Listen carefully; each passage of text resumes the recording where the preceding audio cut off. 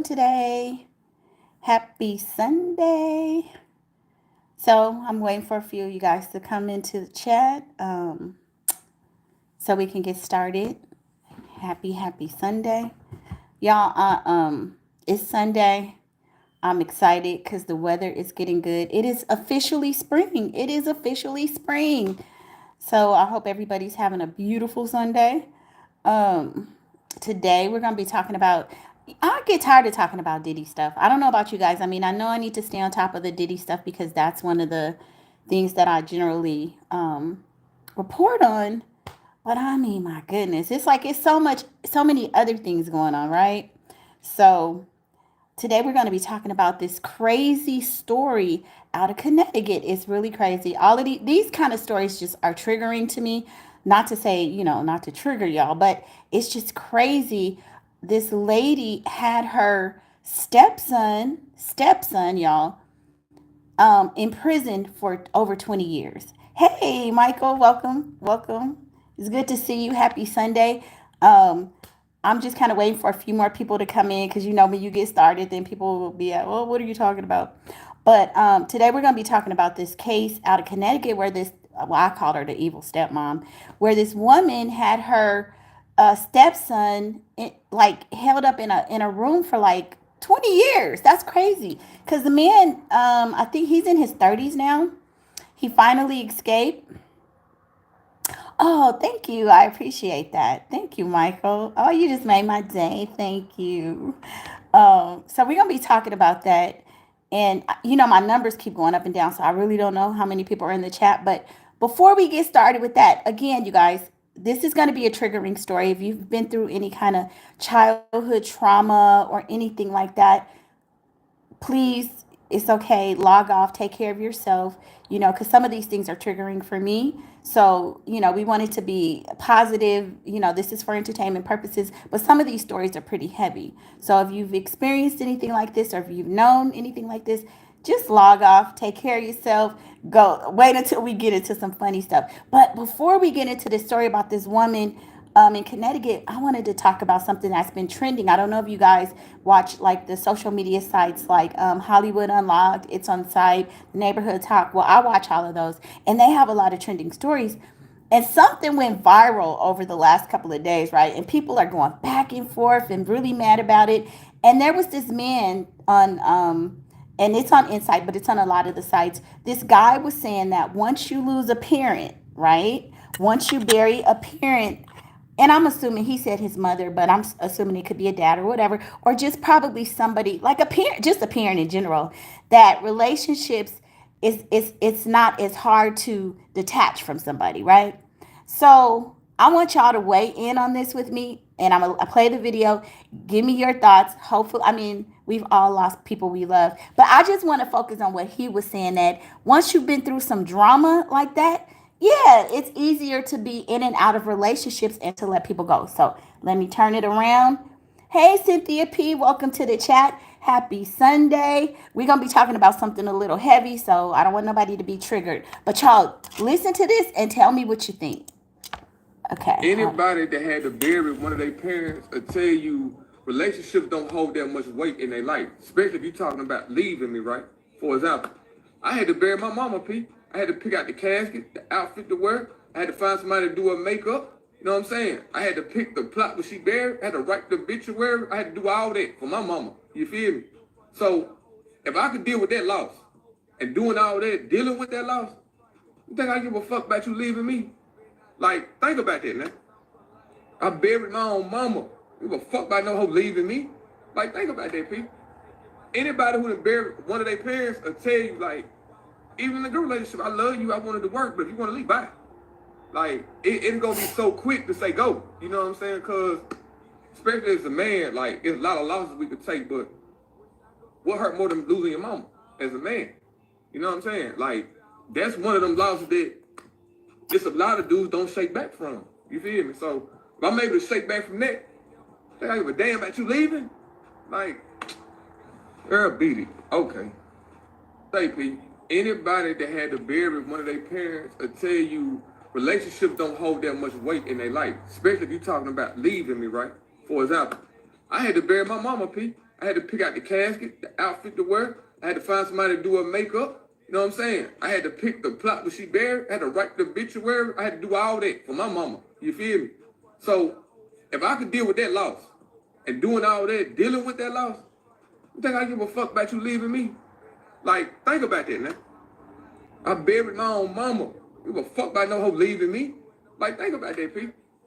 Anybody who done buried one of their parents will tell you, like, even in a good relationship, I love you, I wanted to work, but if you want to leave, bye. Like, it ain't gonna be so quick to say go. You know what I'm saying? Because, especially as a man, like, there's a lot of losses we could take, but what hurt more than losing your mama as a man? You know what I'm saying? Like, that's one of them losses that it's a lot of dudes don't shake back from. You feel me? So, if I'm able to shake back from that, I give a damn about you leaving? Like, girl, beat it. Okay. Okay, so Michael Miller says, if a woman's mind is made up, let her go. Michael, listen, I agree with you too. If a man's mind is made up, let him go. If somebody's mind is made up and they're no longer in the relationship mentally, let them go because you're just hurting yourself. If somebody is not loving you properly, why are you hanging on? Why are you hanging on? It's only to your own detriment. You have to let them go. You have to heal and move on. Now, I ain't gonna lie. Let me turn this around. I'm a woman of a certain age. I ain't no spring chicken no more. So it took me years. It took me damn near a lifetime to learn that when you're young and you think you are in love or something, you don't care. You just want that person because you want them. But as you mature, you realize that if the person is not good for you, then they're not good for you. But in terms of what this man was saying, I'm going to turn it back around and look at some of the comments, and I want you guys to weigh in on it because I totally understand with him, understand what he meant. I have not lost a parent, thank you, Jesus, but I have lost loved ones and had a lot of, losses in my family. And what I think that he's saying, y'all correct me if I'm wrong, I think what he's saying is that once you, and it's not just about losing a loved one, it's about once you've experienced a certain amount of loss and things in life that you get your, it's not that your heart gets hardened, but you just learn that this is a part of life and you have to move on. If you can bury a parent, which is probably one of the closest relationships you'll have for a lot of us, and then get over that and deal with that loss. Yes, when people come and go in your life. So you just learn to deal with it. But what are you guys saying? I don't agree with how he was saying a bee. I think he's caught the woman. If a bee come, then you could let her go or whatever. I'm not agreeing with any of that. But I do understand what he's saying, that once you've been through enough losses and things like this, it kind of it just prepares you for the ins and outs of people just coming and going. So let me see. So people, I mean, it was a lot of different opinions. People had a lot of different things to say, which was interesting because I didn't feel that he was being nasty. One lady, let's see, she says, nah, I lost my mom a few years ago and I feel like this. However, it's displaced anger and you can't use the excuse of losing your mom as a reason to emotionally disconnect from others' reality or feelings. Seek therapy, heal, and deal. This is a normal response, but it doesn't make it right. That attitude isn't of God. Praying for all of us that are grieving in silence. Many feel this, but don't let the internet let y'all trauma. Let me see. Let y'all trauma. Hold on. I'm trying to get it to go down to the next line. Let the trauma bond off the hurt. Continue to love and the light of God shine through you. So she is saying that this is it's anger, it's displaced anger, and I don't feel like it's anger. I feel like it's a loss. It's like saying, listen, I love you, I want to be with you, but hell, I done buried my mama. If you don't want to be here and it ain't right no more, I'm gonna have to let you go. Like, it's just, to me, it's a person saying that I've been through enough things in life, I've matured enough, I've seen enough to understand that people come and go in your life.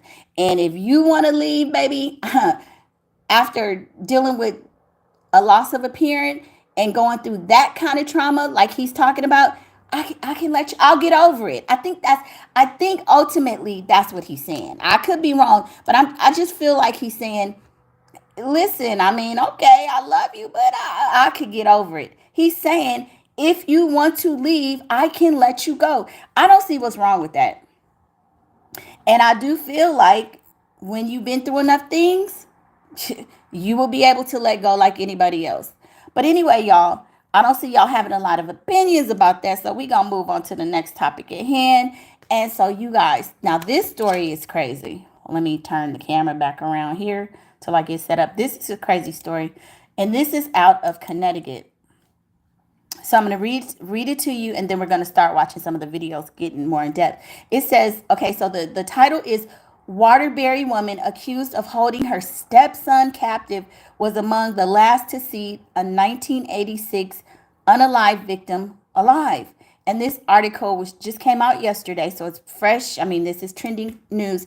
The arrest of Kimberly Sullivan, who police say held her stepson captive in their Waterbury home. Let me turn it for you guys so you guys can see it too. You guys don't need to watch me read, I guess. It says Kimberly Sullivan, who police say held her stepson captive in their Waterbury home for decades, has resurfaced painful memories for the family of a 16-year-old girl who was unalived in 1986.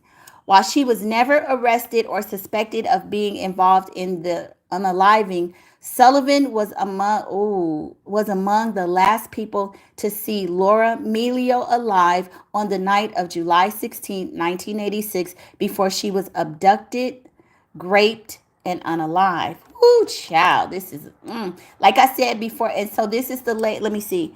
This young lady here is the young girl who went missing years ago. Um, like I told you guys, this is kind of a heavy story. So please, if it's going to be triggering, if you've had any kind of, abuse, probably should log off. Because, I mean, these stories are triggering for me, too. Melio and Sullivan, who was 18 years old and known as Kimberly Soda Santo at the time, had been out with friends that night.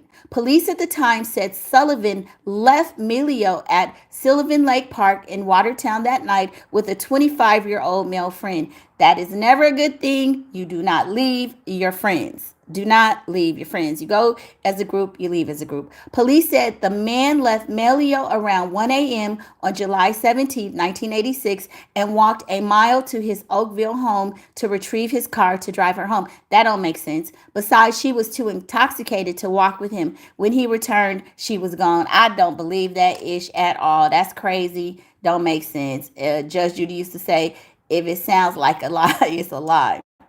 The case led to the arrest of Robert Burke, who pleaded guilty and was sentenced to 40 years in prison as part of a plea agreement. His current status remains unclear as he no longer is listed in public records. A spokesperson for the State Department of Correction did not return requests for comment on Burke's status. Wait a minute, you guys. Let me go back up because I am a little slow sometimes. The guy who she was with, I want to know. Wait a minute. It says she was with a friend. I gotta understand what friend she was with and who is this guy. Burke, who had multiple assault convictions, all lived across the street from where Melio was left stranded, according to arguments in the court at the time. Okay, I just wanted to go back and see if the guy who allegedly went to get the car was the person who did it, but apparently Burke lived by the park, lived across the street, and so I guess he went and abducted her. It's unknown why Sullivan left her friend that night, and it remains a lingering question for Melio's family. Absolutely, why would you leave your friend? So this is crazy. Okay, so this is a picture of the young girl that was unalived. She was 8 years old at the time. You don't leave your best friend in the park alone at night. Absolutely not. You guys had a few drinks. You just don't do that, said Laura's older sister, Francisca Melio. She took off with my sister's pocketbook. What? We didn't get it back for months. When she took off and left Laura stranded, she had Laura's purse in the car. Ain't that why would she leave in the car and leave a girl there? That's crazy. The family said they never heard from Sullivan again, not even to offer an apology. That's a wicked chick. I wouldn't want her to be my stepmother at all. Um, and for those of you that don't know, a step parent in California is merely a legal stranger. I'm just telling y'all for you guys that don't know. The family said they never heard from her again, and she offered no apology. If she hadn't left her there stranded, I believe the unaliving would have never happened. That set in motion the event, said Francesca Melio, who knew Sullivan as her younger sister's best friend. That ain't no damn best friend. Francesca Melio, who now lives in Torrington, described years of frustration, feeling shunned by their community and authorities. It was like we were invisible, she said. No one came over, no one called. It was as if people wanted to pretend it never happened. For Francesca Melio, the renewed attention after Sullivan's recent arrest offers a painful but necessary reckoning. She said she was grateful at first, but had to unplug after 3 days because she couldn't listen to more details surrounding Sullivan's arrest. I mean, you know what they say, karma is a coming. Like, you can't just do ish and not think it's not going to come back to you. I'm grateful finally for it coming out. I'm grateful social media is spreading worldwide, garnering attention and condemnation. And so this, you guys, this is Kimberly Sullivan, the woman who left the best friend that night at the lake area.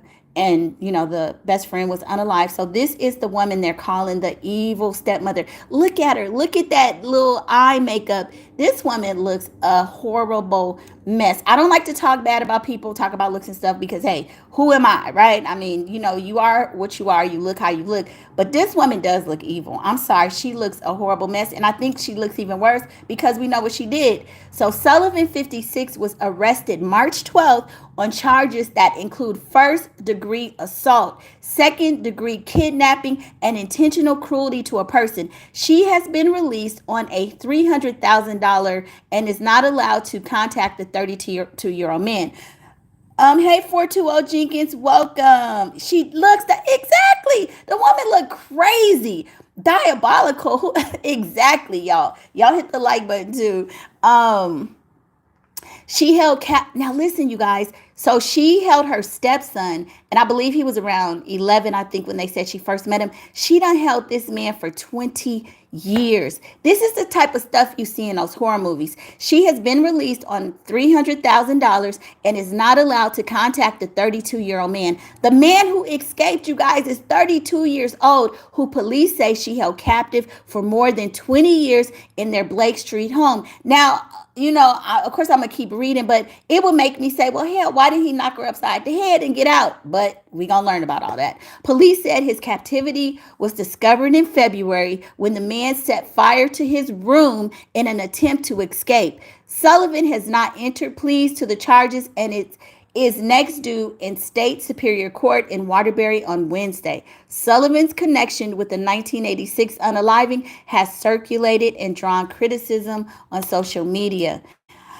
I'm going to say she probably did have something to do with it. Sullivan's attorney, whoever, Colatis, said Friday, it's unfortunate that these rumors take life in social media. Ma'am, this woman has a history of being, like the other person said, 420 said, diabolical. There's nothing there, Colotis said. There's never been anything, and it's unfortunate that people are even bringing this up, and I'm sure it's unfortunate. No, it's not unfortunate they bringing it up, because you really just don't know. Some people just have an evil spirit, and so, you just don't know. So don't talk about, oh, why are they bringing it up? They bringing it up because this woman is evil. So before we get into the story, let's listen to what some of her former classmates had to say about her. Boxing each other, like, wait a minute, isn't that Kim? Isn't that from? And sure enough, it's Kim from. More reaction to the story of the local man who told police he was held captive by his stepmom for more than 20 years. Family, friends, and even acquaintances are coming forward and sharing their stories, including one former classmate of the stepmom, Kimberly Sullivan. Fox 61's Jamel Johnson talked to that woman who says she and other friends couldn't believe their classmate is tied to one of Waterbury's most infamous cases. Carol Griffin says the last time she remembers seeing Kimberly Sullivan was in 1986. That was at Wow. Ruby High School, where both of them were students. We all were like inboxing each other, like, wait a minute, isn't that Kim? Isn't that for? And sure enough, it's Kim. That's what Griffin describes the moment she and her classmates saw Sullivan on Child, all these people look a little bit rough. I'm just going to say that community look a little rough to me. the news. I was shocked to hear the story. Griffin was just 16 years old at the time she last knew Sullivan. Years after myself. Fast forward to February 17th, Sullivan's stepson escaped from the home he says she held him captive for decades. Who else is in here? So this is a video of the night that the fire department and the police came. The man, he's 32 years old, you guys. This is an adult male that she's had since he was a teenager. He set a fire in the house. He told first responders he lit the fire intentionally inside the Blake Street home so he could finally be free. Police say he was just 68 pounds when he was found. The arrest warrant says he had limited access to food and water and was locked in his room for up to 24 hours some day. You guys, like I said, if this is triggering for you, please log off.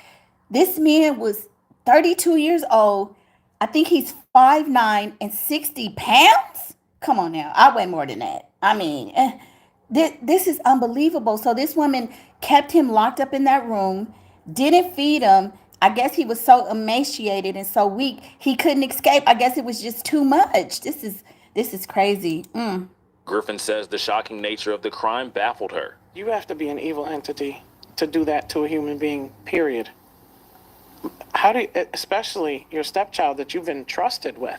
As Griffin continues to follow the case of her former classmate, she hopes that the best can come from such a terrifying situation. He's brave for setting that room on fire. Yes. Because he didn't know what the outcome was going to be. He just hoped that it came as it did, and I'm glad it did for him. He had to be pretty desperate to set his room on fire with himself in there because 420 Jenkins says she Hope he worse makes a than full Kate. recovery. Man, this Something lady, is this currently out on a look. 300 420, 420. This whole neighborhood look a little bit janky. I don't know. They all look a little sus, okay? $1,000 bond, and she's expected back in court next week. We'll be following this case and provide any updates as they come along. In Waterbury, Jamel Johnson, Fox 61. That's crazy, you guys. So now we're going to get into the story. We all were like inboxing each other. Like, Hold on, you guys. Y'all know my laptop be acting crazy. So this is the night that they went in. It looks eerie, right? And like I said, 420, I don't like to talk about people because, hell, people be talking about me. But God, I mean, what? These people look crazy. Okay, so this is the night that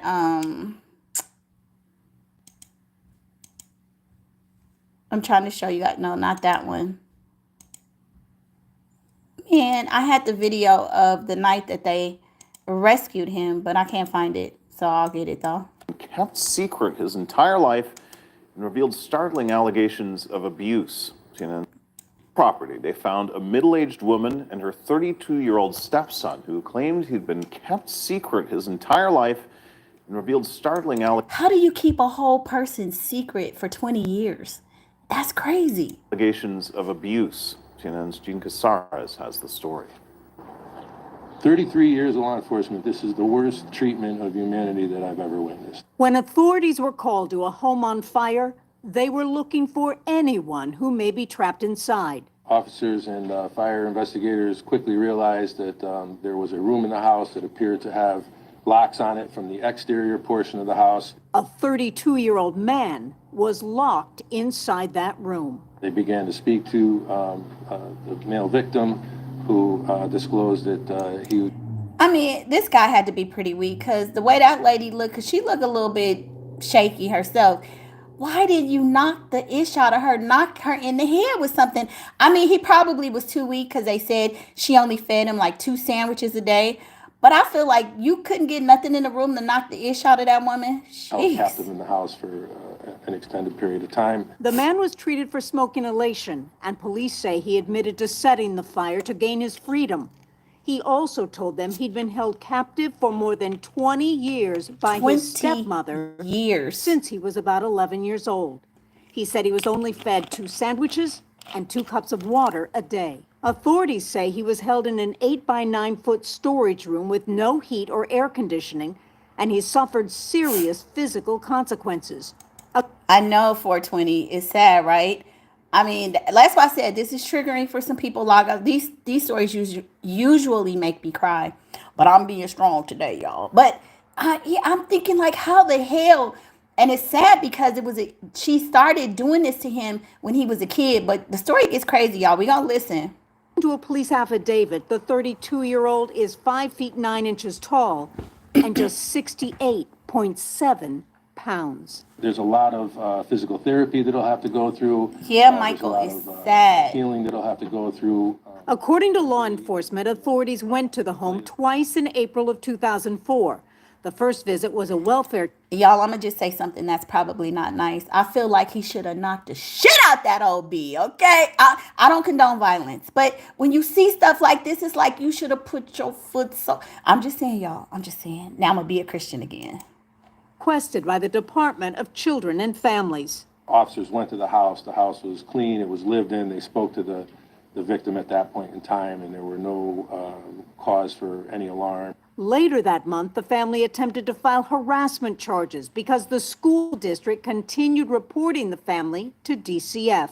The affidavit says after that, his stepmother pulled him out of school. It's just unfathomable that anyone could treat someone this way. The alleged victim says he wasn't allowed to use the bathroom, and instead... I know he was too weak, y'all, but I just wish y'all, this woman took him out of school in the 4th grade. And it shows that a lot of these people with these positions, they don't give a damn about these kids, because if you guys were calling Child Protective Services, why weren't people following up on this to make sure he was okay?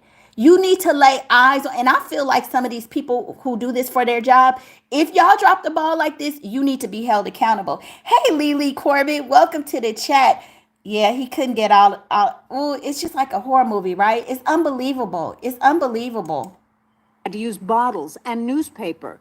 His stepmother, Kimberly Sullivan, was arrested on charges of assault, second-degree kidnapping, and first-degree unlawful restraint. Heifer. Her attorney says the allegations against her are not true. Now, this man is a whole lie. Y'all know I used to work as a legal secretary, and I know attorneys have to lie. That's their job. They have to protect their client. But, sir, you know that they're telling the truth. Y'all can see how this man looks. You can probably tell from his room that she did exactly what he accused her of. Are you nuts? Absolutely not true. He was not locked in a room. She did not restrain him in any way. Listen to this. She provided food. 2 sandwiches. Provided shelter. She is blown away by these allegations. What? Jean Casares, CNN, New York. 32 years old, just 68 pounds, and 20 years in captivity, allegedly. An emaciated Connecticut man's physical appearance so horrifying and shocking that his uncle told police, quote, "He looks like a Holocaust survivor." How did he get to this point? Who knew? And why are we just hearing about this now? Well, the man, who officials are calling male victim 1, tells police that the last time he left his family property was when he was 14 or 15 to dispose of yard waste with his dad. He says his dad and stepmom starved him and physically abused him since he was a child. And that things got so bad, he started. So, you guys, this man has not been out of the house since he was about 14 years old. So he's not been eating. No sunlight. You know how important sunlight Eating is. from the garbage and drinking toilet water. Then came the alleged confinement. Yeah. Punishment, he says, for sneaking Y'all. food. But things got even worse just over 1 year ago. You guys, this always happens with my man. I'm so sorry. Let's see. He would sneak out of his room at night to eat and drink. Okay, hold on, you guys. My laptop be acting crazy. So let me go back and try to.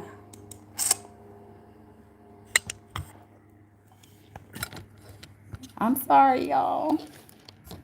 I don't know why my system be doing that. Let me see.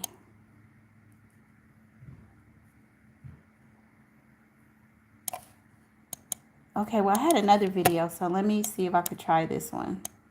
I'm not going to be talking as much because it seems like it's so sensitive. So I just got to be still and careful and let y'all watch it. So let me put it on here.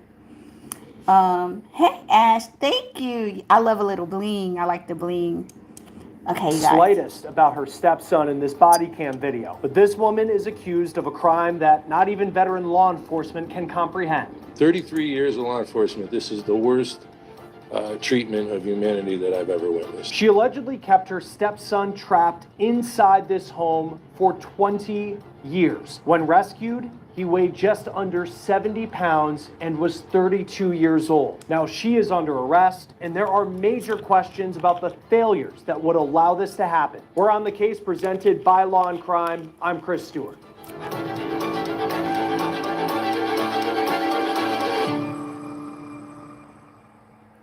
It is hard to come to grips with what police say happened inside this home. You see this picture here. This is in Waterbury, Connecticut. Firefighters responded to a call here for a fire on February 7th. Hey, Prince Charles, welcome to the show. Let me shout out. This is Prince Charles, one of the people I hang out with on King Code TV. Thank you for joining. Please hit that like button, y'all. Thank you for joining, Prince Charles. Inside that house, they found much more than just flames and smoke. They say they found a terrifying story of abuse and neglect, and they say this woman is allegedly responsible. This is Kimberly Sullivan. Here she is in custody. Police say that she held her stepson captive for 2 decades inside that home. Police say the man was kept in his room for 22 to 24 hours a day. Before I get into any more of the disturbing details of what allegedly happened in this home, let me lay out the timeline of the night that authorities responded to this fire. Let's begin with the 911 call that we just received. Oh my God. It's 2 Blake Street. What's the address? Please hurry. It's 2 Blake Street. There's a fire. Okay. Oh my God. There's a fire. I'm trying to... Ma'am, what's 2 Blake Street?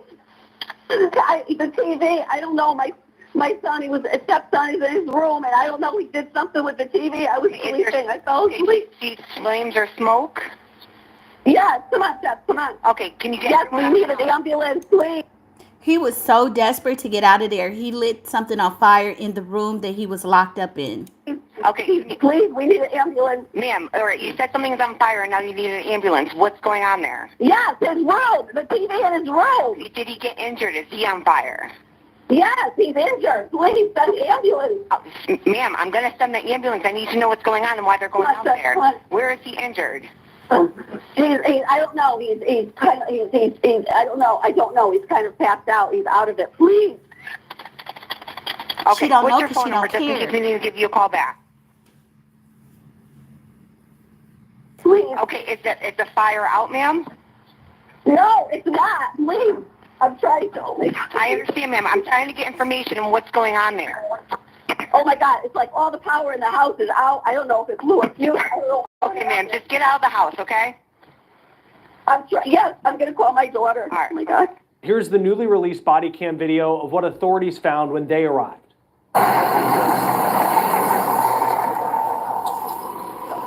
So this is the night that they came and they rescued him. Pay attention to how she's focused on her dog.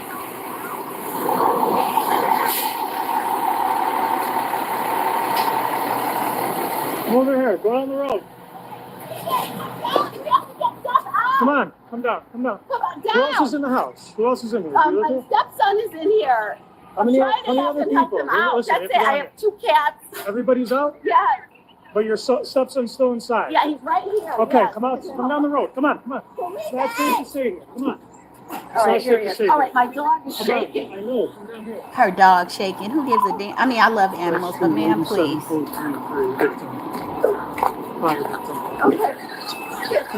And you guys pay attention to how they have to carry this man out. He's so frail. Got one victim right here. They're carrying him. Let me just see over here.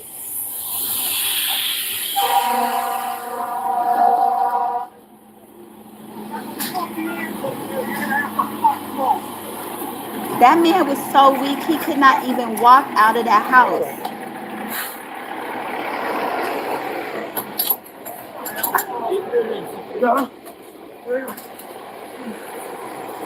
Look at that. What you just saw there at the end of the video was the victim, the stepson, being taken to the hospital. According to the arrest warrant affidavit, a Waterbury police officer described the stepson, known as male victim 1, or as we will call him, MV1, as emaciated. His hair matted and unkempt, was very dirty, and his teeth all appear to be rotten. Oh, no. Days later, in the hospital, MV1 would speak with police officers and give details of what he says life was like over the last 20 years. Before we go into the details of that, here's what the Waterbury police chief said about what you're about to hear. This video is from the news conference courtesy of WVIT TV in Connecticut. Because frankly, what was being reported was unfathomable to us at that point in time.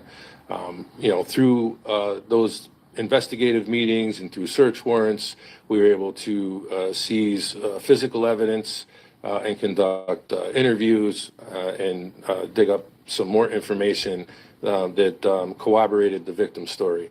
This is the Law and Crime Legal Alert. Did you know that children are being diagnosed with serious conditions like type 2 diabetes and non-alcoholic fatty liver disease?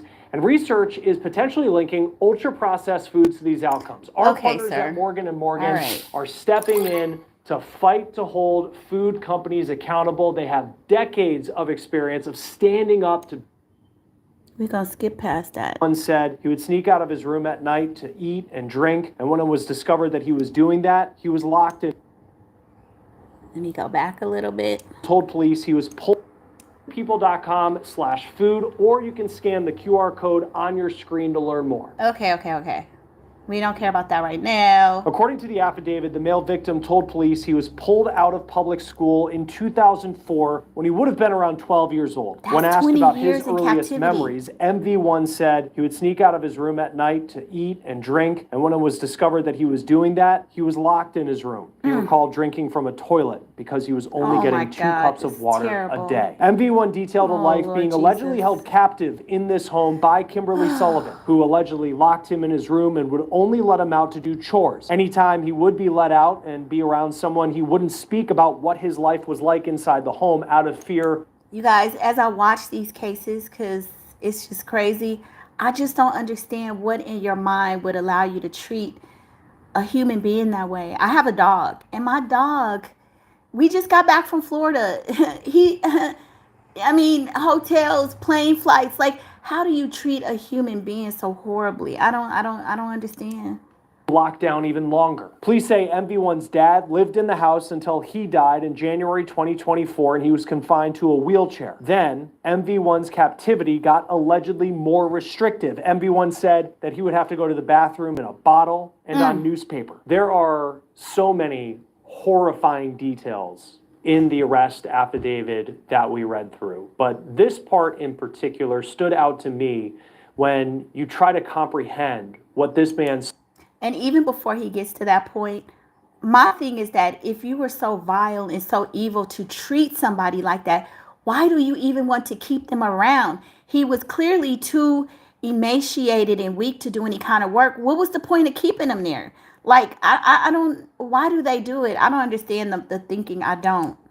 His life was like for 2 decades. MV1 says that he was occasionally allowed to watch TV on the weekends. And once he had a black and white TV in his room, but then that stopped working. He said he would listen to University of Connecticut basketball and NASCAR on the radio near his door to be able to keep track of what year it was. Oh my God. He said he wasn't allowed to have friends, and the only time he was ever allowed to have fun was Halloween. The last time he was allowed to go trick-or-treating, according to CNN, was when he was 12 years old, and his last costume was a firefighter. And that leads us to the fire that allegedly set him free. MV1 says he set the flames himself. He says that he used a lighter that he had taken from his now deceased father a year prior. And he used printer paper and hand sanitizer. He told police that he read that hand sanitizer was flammable. MB1 allegedly told Sullivan the fire started because his radio malfunctioned, and then she let him out of his room. But she also demanded that he wash his face before he escaped out of fear that firefighters might notice his appearance. Then the final line of that paragraph hit me in the chest when I read it. It states that MB1 said he laid on the floor with the fire in the house as smoke was going through the home, knowing that firefighters would be forced to get him, believing it was the only way out of his situation. Then Okay, you guys, I said trigger warning. Now I'm starting to get choked up. This is getting a little bit too much. he was taken to the hospital where he is now recovering and then had the conversation with police. According to the affidavit, MB1 stood at 5 foot 9 inches tall and weighed 68.9 pounds.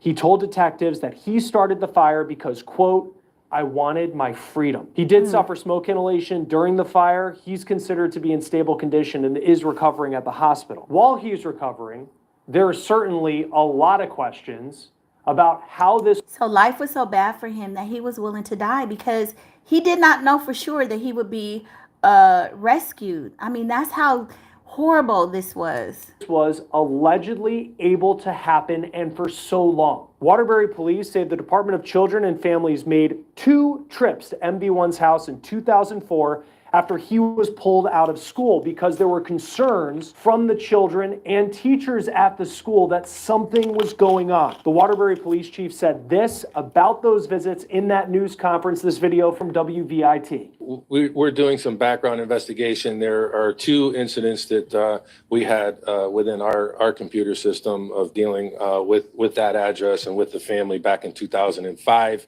One was a request from DCF to do a welfare check at the location because children that the victim was familiar with hadn't seen him and they were concerned about him. Officers went to the house. The house was clean. It was lived in. They spoke to the victim at that point in time, and there were no cause for any alarm or any conditions. And that's the problem. They do an inspection. Of course, things are going to look good on the outside because the people are trying to make sure they don't get arrested. You have to keep following up. This is crazy. Existed that would have led officers to believe anything other than a normal childhood and a normal family existence was occurring. But that was reported back to DCF, and that was the last that we were involved in that particular investigation. We were called back to the house in the latter part of April by the family who wanted to file a harassment complaint against members of the school district, saying that they were continuously reporting them to DCF and felt that they were trying to get the family in trouble and have the family investigated. We have no further information about where that went, other than there was no proof provided by the family that there was any type of harassment that was occurring. Wow. As far as the school district's concerned, we are looking at those records now. We're working with DCF to look at records that they may have from previous investigations, and that's part of the ongoing investigation. DCF told WTNH in Connecticut that they have no records related to MB1 and his family. They said that in that state, records are expunged 5 years after reports of neglect or abuse are considered unsubstantiated. Now, you may also be wondering, what about other members of this family, about other people who are related to MB1? The New York Post spoke to the man's biological mom. The woman lives in Meriden, Connecticut, which is about 20 minutes from Waterbury, where her son was allegedly being held captive. She told the Post from outside her house, quote, "We are all trying to come to grips with this horror that my son had to..." Now that's interesting, because now that they mentioned the biological mom, in 20 mother effing years, you have not laid eyes on your son. You didn't go check on your son. What the heck were you doing, ma'am? You're just as guilty. And, quote, "He has a family who love him so much and has never been forgotten about." The Post says the woman would not. How the heck you have family that love you so much and you end up in a prison in somebody's home for 20 years and you got to live? Man, these people are nuts. That don't even make sense. About why she didn't allegedly rescue her son from this abuse.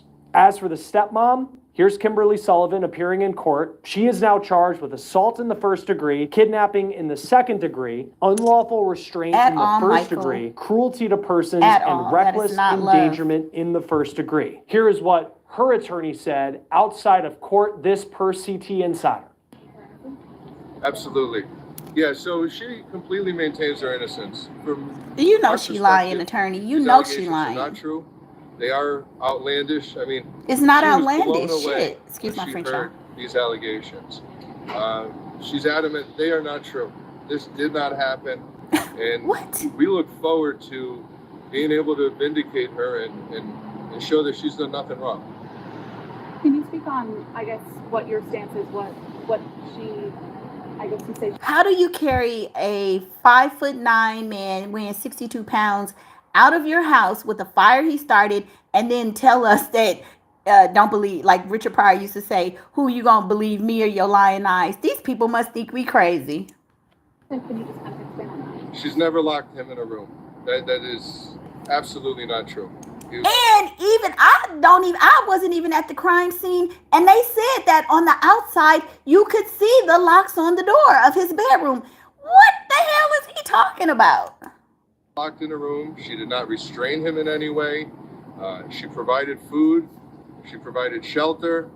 She is blown away by these allegations. She needs to be locked away instead of blown away. It is shocking, and what's more shocking to me is how someone can be falsely accused of such a thing. And you mentioned her husband passing away recently. Correct. Potentially someone who was the biological father. Well, I mean, he was the biological father. He's the one that dictated how his son would be raised. Wow. We think as the evidence comes out, we'll see that she's not the villain she's being made out to be. Absolutely. She is the villain, sir. We're not stupid. How the allegations? Well, the allegations seem to be based on the words of one individual and one individual alone. I did not see anything in the warrant to indicate any independent evidence to corroborate these allegations. So we'll see how they stand up at trial. I do anticipate a trial in this case. Yeah, you anticipate a trial because she's going to be convicted. The evidence is the body, the person, the victim. He is the evidence. Michael Miller says, how could he sit up there and tell that? Man, tell that barefaced lie. Michael, I used to be a litigation secretary, and I never did criminal law and stuff like that. But attorneys lie, and that's fine. They manipulative. They do all of this. But these kind of cases, I don't think I could have done it. Because how can you defend somebody that you know is guilty? I mean, but they have to. But this is the worst. Given the shocking nature of the allegations, she's adamant. She's done nothing wrong. Where's the boy now? Where's the I don't know. Yeah. Oh, this is terrible. But, I don't know. You should know. That's your client. If she's so innocent, then you guys should want to know that he's okay. I don't know. That even further lets me know that this woman is guilty. Y'all don't care. What do you mean you don't know? You should be checking on his well-being. Oh, this is all a misunderstanding. You don't know where the victim is? You piece of ish. The warrant, there was no other person to corroborate any of the claims that were made. And we'll, at the appropriate time, we'll get into the motivations and the took place. This is a GoFundMe page that the police department linked to on its Facebook page. It's being run by a nonprofit called Safe Haven of Greater Waterbury, and at the time of this recording, it has raised more than $90,000. Talk more now about a really difficult story is Marion Bracha, practice professor of law at Temple University and a former prosecutor. Thank you for taking the time to be with us. I know you in your career, you've worked some really difficult cases. What reaction did you have when you first learned about what police say happened inside this home for 20 years? Well, first reaction is it sounds like a house of horrors. It sounds like something out of a horror film. It sounds like something out of a Stephen King novel. It's almost something that doesn't seem real. But then when you hear the physical condition that the survivor was in, that the male victim was in, you know that it is all too real, and there is actually physical evidence of what he endured for all that time. Yeah. How common I know this, and we've heard from law enforcement that have said, the chief said in 33 years of his career, he's never seen something like this. But when you have cases where there is someone who's being held captive in a home, how common are these types of cases? I can't say that a case like this comes down the pike every day. I can't say that this is a very common fact pattern that presents itself to prosecutors for consideration. There have been instances where I've seen and reviewed materials for captive-like cases like this in the past, but again, they're few and far between. And the thing to remember with any case involving a dependent person or with a vulnerable victim is that these. Oh, Prince Charles, I was gonna. Alive now? I I'm done Austin screwed up. Westfall. It's That's now why I been don't like 24 to click hours on since the nothing. release of thousands of pages Y'all, of I done previously just unseen totally files related to the JFK screwed up assassination. The files are available on the National Archives I was website. trying to respond Press to Secretary Caroline Leavitt being asked about it earlier today at the White Prince House. Charles saying Connecticut President has Trump a lot also of crazy promised people there. maximum transparency And now, and a y'all, I commitment can't even to turn it rebuild off. the trust of the American people in our intelligence community. I done screwed Part of up that something. promise was to fully release previously classified records related to the Prince Charles, assassination I done of former totally screwed President up John the F. Kennedy. stream. And he made that I happen was trying to yesterday. respond to what you This said. historic release And now I consisted can't of turn off all approximately of these 80,000 things. pages Anyway, you guys, of I'm gonna go previously ahead and end classified it here records because my that are now published. laptop just be The screwing up. records I gotta are get this available to fixed because I access can't either even get through online at get through a archives.gov/JFK presentation without or all of in this drama. person, But anyway, I'll accessible see to you the guys American later and people try to at the get this National stuff fixed. Archives And in thank you College for Park, Maryland. stopping by today. Records that are Bye. currently only available for in-person viewing are